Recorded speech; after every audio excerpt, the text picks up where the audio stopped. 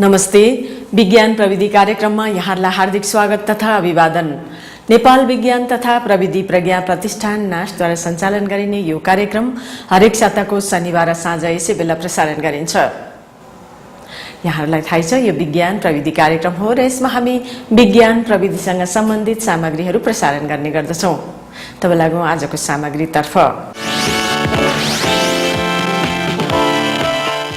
विश्वको जनसङ्ख्या दिनदिनै बढिरहेको छ।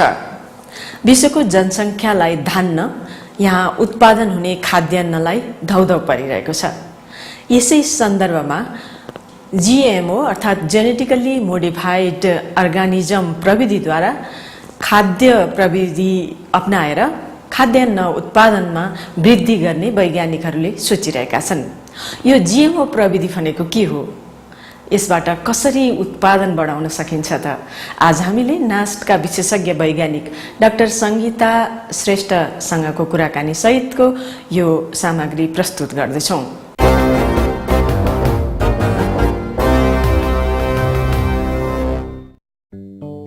आजभोलि खाद्यान्न सङ्कट विश्वभरिका मानिसहरूका लागि ठूलो समस्याको विषय बनेको छ। International food policy research institute IFPRI अर्थात् अन्तर्राष्ट्रिय खाद्य नीति तथा अनुसन्धान संस्थानका अनुसार विश्वका 19 वटा देशहरू हाल भोकमरीको चपेटामा छन्। त्यसैगरी food and agriculture organisation FAO अर्थात् खाद्य तथा कृषि संगठनका अनुसार सन् 2050 सम्ममा अहिलेको तुलनामा 70% बढी खाद्यान्न उत्पादन गरेको खण्डमा मात्र त्यसबेलाको बढ्दो जनसङ्ख्यालाई खाना पुर्याउन सकिने अनुमान गरिएको छ। बढ्दो शहरीकरणले गर्दा उर्वरा जमिनको भूभाग घट्दो छ। हिजो आज जलवायु परिवर्तनले गर्दा विश्वका धेरै देशहरूमा खडेरी तथा अन्य वातावरणीय असरहरू देखा पर्ने क्रम बढेको छ, जसले गर्दा पनि अन्न उत्पादनमा कमी आएको छ। भोक र कुपोषणले गर्दा धेरै देशहरूमा आउँदा दिनहरूमा खाद्यान्न सङ्कट पर्ने निश्चित छ। त्यसैगरी दिन प्रतिदिन नयाँ नयाँ रोगहरूको प्रकोप पनि बढ्दै गइरहेको छ। अब अहिले तपाईँको विश्वको जनसङ्ख्या हेर्नुहोस् होइन, जनसङ्ख्या चाहिँ हाम्रो बढेर अब अहिले 7.2 बिलियन चाहिँ नि हाम्रो वर्ल्डको जनसङ्ख्या भइसकेको छ कि। अब 2050 गएर चाहिँ मान्छेले प्रोजेक्सन के गराएको छ भने 9.6 बिलियन हुन्छ अब यहाँ वर्ल्डको पपुलेसन भनेर। अब पपुलेसन त बढ्दै गइरहेछ तपाईँको है, तर तपाईँको खेतीपाती गर्ने जमिन सानो हुँदै गइरहेछ, किनभने अब मान्छेलाई बस्नु पर्यो होइन, जुन खेतीपाती गर्ने ठाउँ साँगुरिएर गयो। तपाईँको विभिन्न अब रोगहरूले गर्दाखेरि पनि प्रोडक्सनमा ह्रास आउँछ, जस्तो अब धान तपाईँको मकै जौ मान्छेलाई चाहिने जुन छ होइन, फुडको सेक्युरिटी चाहिँ नि अब हामीले चाहिँ अलिक कम भइरहेछ क्या। अब मान्छेको जुन हिसाबले मान्छेको पपुलेसन बढेर गइरहेछ त्यो अनुसारको हामीले खाना दिन नसक्ने स्थिति छ। त्यसले गर्दाखेरि चाहिँ नि अब यो जेनेटिकली मोडिफाइड फुडहरू चाहिँ बनाउनु पर्ने जरुरी भएको चाहिँ वैज्ञानिकहरूले सम्झेर यो गर्न थाले। यसरी भविष्यमा हुन सक्ने खाद्य तथा स्वास्थ्य सङ्कटलाई कम गर्न विश्वका धेरै देशहरू आजभोलि आनुवंश परिवर्तित जीवहरूको उत्पादनतर्फ आकर्षित भएका छन्। जेनेटिकली मोडिफाइड अर्गानिजमलाई चाहिँ नि जेनरली मान्छेहरूले GMO पनि भनेर भन्छ। यो चाहिँ नि तपाईँको जेनेटिक इन्जिनियरिङ भन्ने जुन टेक्नोलोजी छ, यसलाई चाहिँ नि मोडर्न बायोटेक्नोलोजी पनि भन्छ। त्यो टेक्नोलोजी युज गरेर त्यसको प्रयोग गरेर हामीले कुनै चाहिँ नि ब्याक्टेरिया अथवा बिरुवा अथवा एनिमल हामीले बनाएको छौँ भने त्यसलाई चाहिँ हामीले GMO भन्न सक्छौँ। त्यसलाई लिभिङ मोडिफाइड अर्गानिजम अथवा LMO पनि भनेर भन्न सक्छौँ। जेनेटिकल्ली मोडिफाइड अर्गानिजमलाई छोटकरीमा GMO भन्ने गरिन्छ। GMO भन्नाले जेनेटिक इन्जिनियरिङ प्रविधिको प्रयोगद्वारा कुनै पनि जीव अर्थात् बिरुवा, जनावर वा सूक्ष्म जीवको DNA अर्थात् जीवाणुमा आवश्यकता अनुसारको परिवर्तन गरेर बनाइने नयाँ गुणहरू भएको जीव भन्ने बुझिन्छ। बायोटेक्नोलोजीको चाहिँ नि अब पहिलादेखिको हामीले हेरेर आउँदाखेरि जस्तो अब दही बनाउनेदेखि लिएर होइन तपाईँको पाउरोटी बनाउने यी टेक्नोलोजीहरू पनि बायोटेक्नोलोजी नै हुन्। तर यिनीहरू टेक्नोलोजीहरूमा चाहिँ हामीले कुनै पनि बाहिरको अर्ग्यानिजमको जिनलाई चाहिँ त्यसमा राखेको हुँदैन। चाहिँ नि जुन चाहिँ अर्ग्यानिजमको जिन हो त्यसैलाई चाहिँ हामीले मल्टिप्लिकेसन गरेर बनाउने चाहिँ हाम्रो परम्परागत बायोटेक्नोलोजीमा अब दही बनाउने भयो हैन, तपाईँको पाउरोटी बनाउने अथवा वाइनहरू प्रोडक्सन गर्ने यिनीहरू पनि ट्रेडिसनल बायोटेक्नोलोजीमै पर्छ।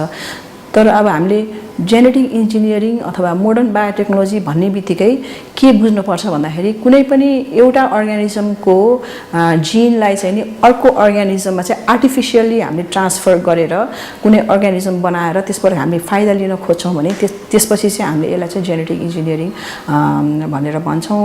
र अब यस्तो चाहिँ अहिले चाहिँ नि यसको प्रयोग चाहिँ नि विश्वभरि नै एकदमै बढेर गएको छ हैन। त्यसैगरी कुनै पनि जीवित बोट बिरुवामा आवश्यकता अनुसार अन्य बोट बिरुवामा रहेको वंशाणुगत गुणहरूलाई सारेर उत्पादन गरिएको खाद्यान्न बाली जस्तै गहुँ, धान, मकै आदिबाट तयार पारिएको खाद्य पदार्थलाई भने जेनेटिकल्ली मोडिफाइड फुड अर्थात् आनुवंश परिवर्तित खाद्यान्न भन्ने गरिन्छ। हर्बिसाइड टलरेन्स भन्छ। हर्बिसाइड टलरेन्स भनेको चाहिँ तपाईँको अब मकै रोप्नुभयो हैन, त्यहाँ चाहिँ अब घाँसहरू थुप्रो उम्रिन्छ है। त्यसमा अब ठुलो ठुलो एकरमा हाम्रो जस्तो सानो खेतीबारी होइन कि ठुलो ठुलो एकरमा खेती गर्नेहरूको त त्यो घाँस उखाल्ने मान्छे पनि हुँदैन हैन। त्यसलाई चाहिँ हर्बिसाइड राखेर मार्न पर्ने हुन्छ कि हर्बिसाइड। त्यो हर्बिसाइड राख्दाखेरि के हुन्छ भन्दाखेरि त्यो घाँस मात्रै मर्दैन, तपाईँको टार्गेट गरेको मकै भटमास के रोप्नु भएको छ त्यो पनि मर्दिन्छ हैन। त्यसले गर्दाखेरि अब हर्बिसाइड टलरेन्स भनेको चाहिँ यस्तो बिरुवा उनीहरूले जेनेटिक इन्जिनियरिङ गरेर बनाए कि तपाईँले त्यो हर्बिसाइड राख्दाखेरि झार मर्छ, तपाईँको टार्गेट मर्दैन। हेर्नुहोस् है, अब एउटा जिएमओ चाहिँ तपाईँको यस्तै हर्बिसाइड टलरेन्स पनि एउटा चाहिँ नि जिएमओ नै हो। त्यो चाहिँ अब हामीले अहिले बजारमा खाइरहेको तपाईँको सोयाबिन भटमासहरू छ नि, तिनीहरू पनि अब अहिले भनिन्छ वर्ल्डमा धेरै कन्ट्रिजहरूमा चाहिँ यो भटमासहरू भयो यिनीहरू सबै चाहिँ छ नि तपाईँको हर्बिसाइड टलरेन्ट के अरे जेनेटिकली मोडिफाइड अर्ग्यानिजम हो त्यो चाहिँ भटमासहरू। सन् 1946 मा वैज्ञानिकहरूले जीवित प्राणीहरू बीचमा डीएनए अर्थात् वंशाणुलाई सार्न सकिने कुरा पत्ता लगाएपछि मात्र पहिलो आनुवंश परिवर्तित सुर्तीको बिरुवा बनाइएको थियो। आधुनिक जैविक प्रविधि अन्तर्गत पर्ने यस प्रविधिको प्रयोग व्यावसायिक रूपमा भने सन् 1994 देखि सुरु भयो। हिजो आज यो प्रविधि नगदे बालीहरू जस्तै मकै, भटमास, कपास आदिलाई रोग तथा किराहरूले असर नपार्ने किसिमको बनाउनका लागि विश्वका धेरै देशहरूले प्रयोग गरिरहेका छन्। जस्तो कि अब तपाईँको बाली बिरुवामा चाहिँ तपाईँको किरा फट्याङ्ग्राले नष्ट गर्छ हैन। अब जस्तो कि अब एउटा तपाईँले भर्खर सुन्नुभएको पनि होला बीटी कटन भन्छ है। बीटी भनेको चाहिँ एउटा ब्यासिलस थुरिन्जिएन्सिस भन्ने एउटा ब्याक्टेरिया छ। त्यो ब्याक्टेरियाले चाहिँ एउटा टक्सिन प्रोडक्सन गर्छ कि त्यो टक्सिनले चाहिँ केलाई मार्छ त भन्दाखेरि लेपिडोप्टेरन इन्सेक्ट्सहरूलाई चाहिँ त्यसले मार्छ भनेर सबैलाई अब अहिले साइन्टिस्टहरूलाई सबलाई थाहा भइसक्यो। भनेपछि तपाईँको त्यो ब्याक्टेरियाले प्रोडक्सन गर्ने टक्सिनले चाहिँ त्यो इन्सेक्टलाई कन्ट्रोल गर्न सक्ने भएको हुनाले अब यो जेनेटिक इन्जिनियरिङ गर्ने साइन्टिस्टहरूले के गरे त भन्दाखेरि तपाईँको कटनको बिरुवामा नै तपाईँको त्यो ब्यासिलस थुरिन्जिएन्सिस भन्ने ब्याक्टेरियाको क्रिस्टल प्रोटिन बनाउने जिन है, त्यो आइडेन्टिफाई गरेको जिनलाई तपाईँले त्यो चाहिँ नि कटनमा चाहिँ उनीहरूले इन्सर्ट गरिदिए। भोलि त्यो कटनको बिरुवा कस्तो बन्छ त भन्दाखेरि त्यो बिरुवाले नै त्यो किरालाई मार्ने चाहिँ नि टक्सिन चाहिँ त्यो बिरुवाले नै प्रोडक्सन गर्छ कि अब हामीले बाहिरबाट कुनै बिखादी छरिरहनु पर्दैन। अब एक हिसाबले चाहिँ नि तपाईँको कस्तो हुन्छ भने हामीले बाहिरबाट पेस्टिसाइडहरू छर्न नपरेको हिसाबले त्यो इन्भाइरोमेन्ट फ्रेन्डली पनि हुन्छ। जेनेटिक इन्जिनियरिङ प्रविधि प्रयोग गरी बिरुवा मात्र नभई सूक्ष्म जीवाणु तथा जनावरहरूबाट पनि विभिन्न फाइदाहरू लिन सकिन्छ। मानव स्वास्थ्यका लागि आवश्यक तत्त्वहरू जस्तै थुप्रै प्रकारका प्रोटिन तथा हर्मोनहरूलाई जेनेटिक इन्जिनियरिङ प्रविधिद्वारा गाई भैँसीको दूधमा नै उक्त तत्त्वहरू समावेश हुने किसिमबाट उत्पादन गर्ने गरिन्छ। चिकित्सा क्षेत्रका लागि झन् यस आधुनिक जैविक प्रविधि वरदान नै साबित भएको छ। विभिन्न वंशाणुगत रोगहरू तथा मधुमेह जस्ता रोगहरूको निवारणका लागि प्रयोग हुने औषधि तथा अन्य रोगहरूका थुप्रै भ्याक्सिन उत्पादनमा पनि यस प्रविधिको प्रयोग गर्ने गरिन्छ। जेनेटिक इन्जिनियरिङको अरूतिर पनि धेरै फाइदाहरू छ। जस्तो कि तपाईँले अब सबै यहाँ डायबिटिज लाग्नेहरूले इन्सुलिनको सुई लिनुपर्छ होइन, हो त्यो इन्सुलिनको सुई नै तपाईँको त्यो जुन इन्सुलिनको सुईमा युज हुने जुन औषधि हो त्यो नै तपाईँको ब्याक्टेरियामा बनाएको हो के त्यो भनेपछि त्यो इन्सुलिनको सुई लगायत विभिन्न त्यस्ता चाहिँ नि धेरैवटा ह्युमन रोगहरूमा युज हुने औषधिहरू पनि तपाईँको जेनेटिक इन्जिनियरिङकै टेक्निकबाट बन्छ आजकल। यसबाहेक वातावरणीय फोहोर व्यवस्थापन, कृषि तथा औद्योगिक क्षेत्रहरूका लागि आवश्यक इन्जाइमहरूको उत्पादनमा पनि विश्वका धेरै देशहरूमा यस प्रविधिको प्रयोग भइआएको छ। इन्डस्ट्रिजहरू अब थुप्रो हुन्छन् नि, तपाईँको टेक्सटाइलको कागजको इन्डस्ट्री हुन्छ, चक्लेटको इन्डस्ट्री हुन्छ, तपाईँको के अरे कपडाको हुन्छ होला होइन, विभिन्न इन्डस्ट्रीहरूमा युज हुने केमिकल्सहरू, इन्जाइम्सहरू त्यो पनि जेनेटिक इन्जिनियरिङको प्रविधिबाट चाहिँ नि लार्ज स्केलमा प्रोडक्सन हुन्छ र त्यसको युज चाहिँ नि विभिन्न इन्डस्ट्रिजहरूमा गर्न सकिन्छ। भनेपछि यो टेक्नोलोजी युज गरेर हामीले धेरैवटा क्षेत्रहरूमा चाहिँ हामीले चाहिँ नि त्यो आवश्यक पर्ने त्यस्तो प्रोडक्टहरू चाहिँ हामीले बनाउन सक्छौँ। खाद्यान्नको कुरा गर्नुपर्दा जेनेटिकली मोडिफाइड फुड अर्थात् आनुवंश परिवर्तित खाद्यान्नहरू रोग किरा नलाग्ने तथा बढी पौष्टिक हुने भए तापनि जैविक विविधतामा ह्रास आउने तथा मानव स्वास्थ्यमा कुनै नयाँ किसिमका असरहरू देखिने, एलर्जी हुने हुन् कि भन्ने जस्ता डरले गर्दा यसको खुला रूपमा प्रयोग भने हुन सकेको छैन। कतिपय युरोपेली देशहरूले यस्ता भ्रमहरूले गर्दा आनुवंश परिवर्तित खानेकुरा उत्पादन तथा प्रयोगमा बन्देज नै लगाएका छन्। विभिन्न छन् यस्तो यस्तो त अहिले हेऱ्यो भनेदेखि तपाईँको 50औं यस्तो चाहिँ जेनेटिकली मोडिफाइड अर्गानिजमहरू बनाइसकेका छन् साइन्टिस्टहरूले। तर यसको चाहिँ अलिकति कन्ट्रोभर्सी चाहिँ वर्ल्ड वाइड नै छ। जस्तो कि युरोपियन कन्ट्रिजहरूमा चाहिँ यो जेनेटिकली मोडिफाइड अर्गानिजमहरूलाई उनीहरूले एक्सेप्टै गरेका छैनन्, किनभने जुन चाहिँ नि हाम्रो परम्परागत रूपले खेती किसानी गरेर प्रोडक्सन गरेको धान, मकै, गहुँ भनेको उनीहरूको चाहिँ नि ट्रेडिसनल ब्रिडिङमा आधारित हो है, ब्रिडिङ टेक्नोलोजीबाट गरेर मान्छेले उत्पादन गरिरहेको हो भने यो उनीहरूले चाहिँ नि विरोध किन गरे त भन्दाखेरि यसमा तपाईँको चाहिँ नि बाहिरको उसको जिनहरू छ होइन, राखेको छ तपाईँले त्यो बनाउने बेलामा होइन। अनि तपाईँको जेनेटिक इन्जिनियरिङ गर्दाखेरि अर्को चाहिँ सेलेक्टेबल मार्कर जिन भनेर एन्टिबायोटिक रेजिस्टेन्ट जिनहरू राखेको हुन्छ कि त्यो जिनहरूले चाहिँ नि भोलि मान्छेलाई के कस्तो असर पर्छ त त्यसको अध्ययन अनुसन्धान नभइकन चाहिँ नि यो चाहिँ नि मान्छेलाई प्रयोग गर्न दिनु हुँदैन भन्ने चाहिँ नि विश्वको आधी जस्तो मान्छेहरूले चाहिँ त्यस्तो भन्छ कि त्यो टक्सिक हुनसक्छ, एलर्जेनिक हुनसक्छ। तपाईँको भोलि चाहिँ नि त्यो एन्टिबायोटिक रेसिस्टेन्ट जिनहरू चाहिँ तपाईँको हामीले खाइसकेपछि हाम्रो के अरे पेटमा बस्ने माइक्रो अर्गानिजमहरूले त्यो जिनलाई लिएर चाहिँ नि त्यो तपाईँको चाहिँ नि अर्गानिजमहरू चाहिँ एन्टिबायोटिक रेसिस्टेन्स हुनसक्छ भनेर विभिन्न कुराहरू निकालेर अब अहिले चाहिँ त्यो जेनेटिकली मोडिफाइड अर्गानिजमहरूलाई चाहिँ धेरैवटा देशहरूले चाहिँ उनीहरूले माने छैनन् यो कुरालाई।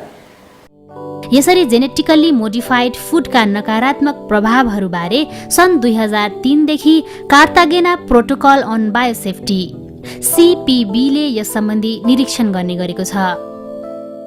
यो त एकदम टोटली नयाँ तरिकाले बनाएको जीवहरू भएको हुनाले यसले चाहिँ मान्छेको ह्युमन हेल्थमा होइन नकारात्मक असर पर्छ कि होइन, अनि तपाईँको इन्भाइरोमेन्टमा यसको नकारात्मक असर पर्छ कि भनेर चाहिँ नि एउटा चाहिँ नि इन्टरनेसनल कन्भेन्सन छ, त्यसलाई चाहिँ कन्भेन्सन अन बायोलोजिकल डाइभर्सिटी भन्छ, CBD भन्छ।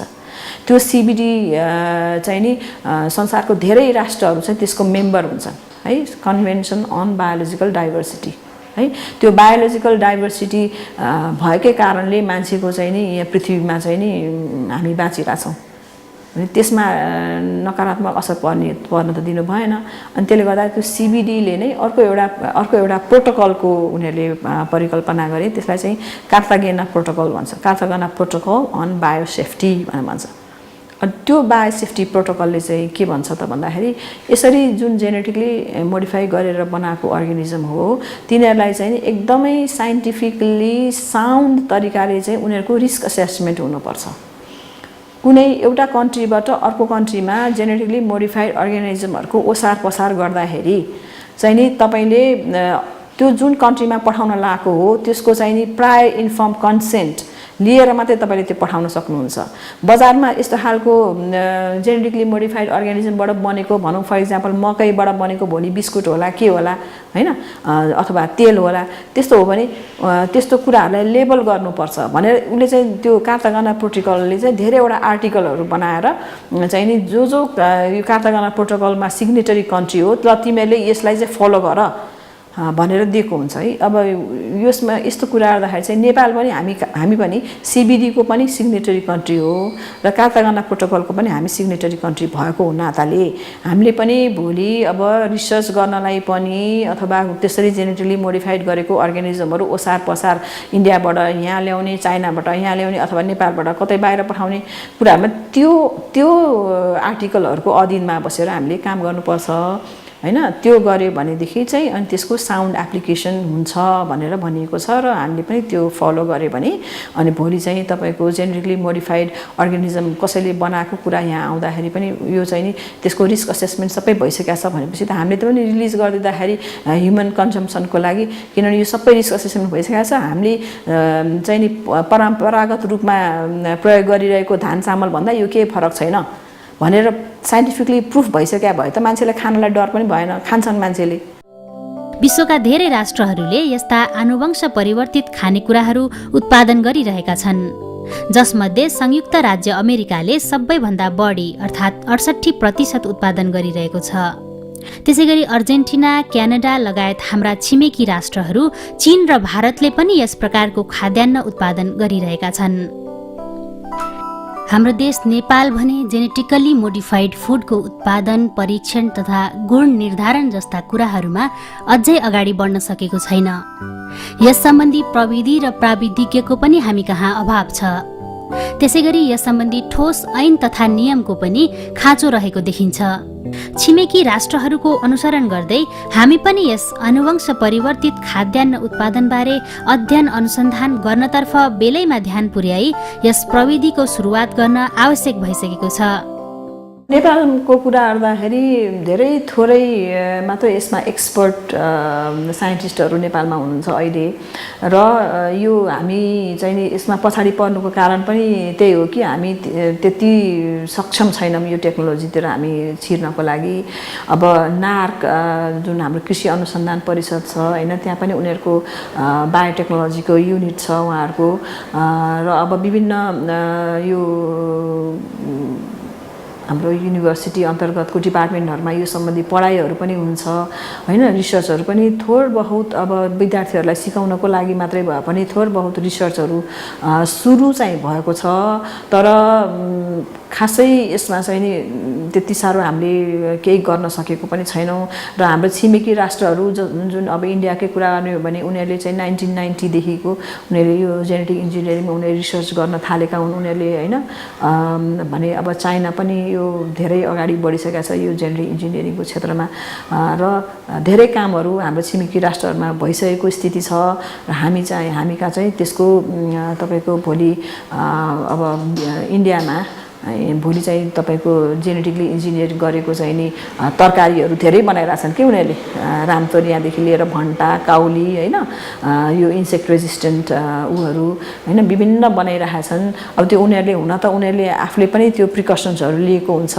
उनीहरूले रिस्क असेसमेन्टहरू गरेको हुन्छ त्यो चाहिँ उनीहरूको पनि जनतालाई खान दिनु अगाडि उनीहरूले त्यो टेस्ट गर्नुपर्छ त्यो सबै गरेर आएको खण्डमा त हामीले पनि भोलि नाइ भन्न सक्ने स्थिति आउला जस्तो छैन नेपालमा पनि के है अब तर हामी त्यसको निम्ति प्रिपेयर हुनु पर्यो हैन भोलि त्यस्तो आयो भने हामीले हुन्छ भन्ने कि हुन्न भने अस्ति मात्रै यो 1-2 महिना अगाडि चाहिँ यो चौधरी ग्रुपले कुन चाहिँ जिएमओ एन्ट्री गर्न लागेको बेला निकै ठुलो बवाल भयो काठमाडौँमा हैन भोलि यो चाहिँ साइन्टिफिकली साउन्ड हामीले डिसिजन गर्यौं भने त त्यो त्यस्तो खालको समस्या भोलि पर्सि फेरि नआउला भन्न त सकिदैन त्यसको निम्ति हामी तयारी चाहिँ हुनुपर्छ। यसरी आधुनिक जैविक प्रविधिको महत्त्वलाई ध्यानमा राखी नेपाल विज्ञान तथा प्रविधि प्रज्ञा प्रतिष्ठान नास्टको मोलिकुलर बायोटेक्नोलोजी सेन्टरमा औद्योगिक क्षेत्रहरूका लागि महत्त्वपूर्ण इन्जाइम उत्पादन गर्ने बारेमा अनुसन्धानको थालनी गरिएको छ।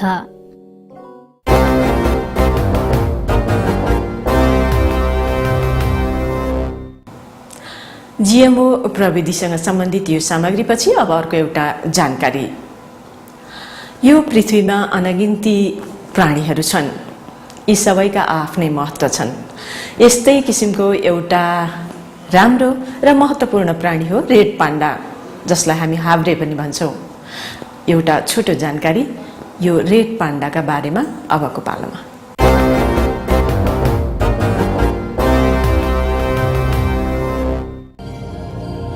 भालु बिरालो, हाब्रे, निग्लिया, पोङ्या र वाडोङ्को यी सब रेड पाण्डाका विभिन्न नेपाली नामहरू हुन्।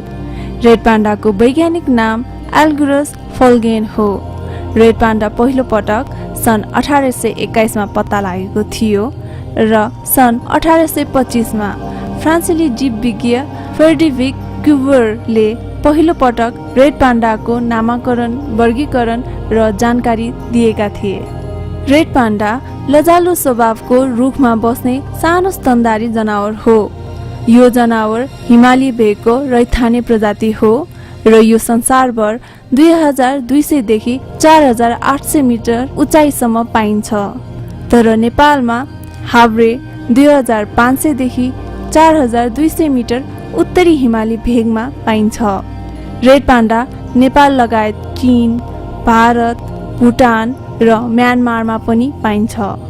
विश्वमा हाब्रेको संख्या 16,000 देखि 20,000 अनुमान गरिएको छ र नेपालमा जम्मा 314 वटा हाब्रेको संख्या आंकलन गरिएको छ।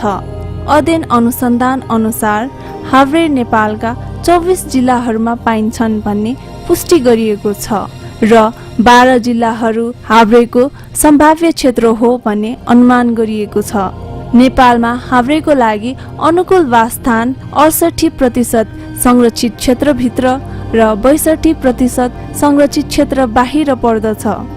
अनुसन्धान अनुसार हाब्रे लाङटाङ राष्ट्रिय निकुञ्ज, सगरमाथा राष्ट्रिय निकुञ्ज, मकालबरुन राष्ट्रिय निकुञ्ज, रारा राष्ट्रिय निकुञ्ज, अन्नपूर्ण संरक्षण क्षेत्र, कञ्चनजङ्घा संरक्षण क्षेत्र र धोडपाटन शिकार क्षेत्रमा पाइन्छ भन्ने विज्ञहरूले जानकारी दिएका छन्।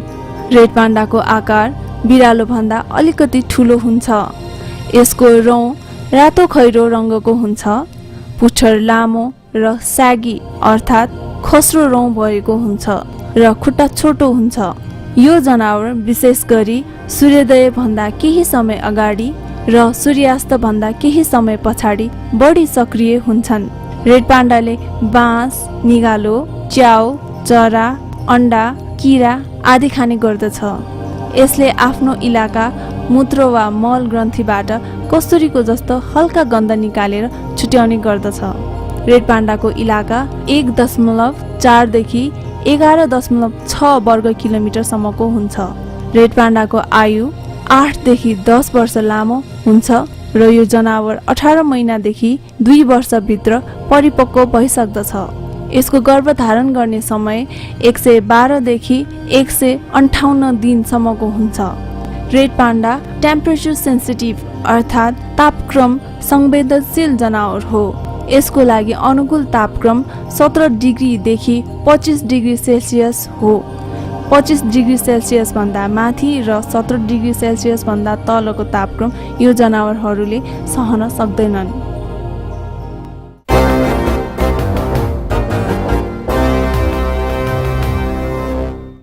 आजलाई विज्ञान प्रविधि कार्यक्रम यति नै। यहाँहरूलाई यो कार्यक्रम कस्तो लाग्छ? आफ्ना सुझावहरू हामीलाई पठाउनुहोला। यहाँहरूको सुझावले नै यो कार्यक्रमलाई अझ परिष्कृत बनाउन मद्दत गर्नेछ। हाम्रो ठेगाना हो विज्ञान प्रविधि टेलिभिजन कार्यक्रम, नेपाल विज्ञान तथा प्रविधि प्रज्ञा प्रतिष्ठान, NAST, post box number 3323, Kathmandu, Nepal. र हाम्रो इमेल एड्रेस हो vigyanpravidi@nas.org.np। हस्त आजलाई कार्यक्रम यति नै। आगामी साता फेरि भेटौँला। नमस्ते।